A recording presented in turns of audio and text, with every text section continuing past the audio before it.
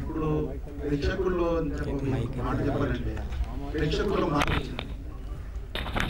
ప్రేక్షకులు సినిమా చూసే విధానంలో కూడా కంటెంట్ బేస్డ్ సినిమాలకు ప్రాముఖ్యత ఇస్తారు.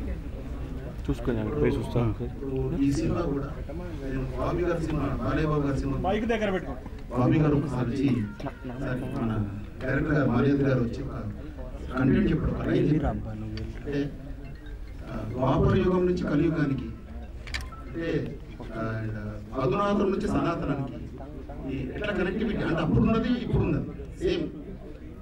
ద్వాపర యుగంలో ఏదైతే ఉందో, ఏదైతే సూర్యుడు వస్తున్నాడు, ఏదైతే చంద్రుడు వస్తున్నాడు, అదైతే ఎట్లాగైతే ఉందో ఈ రోజు కూడా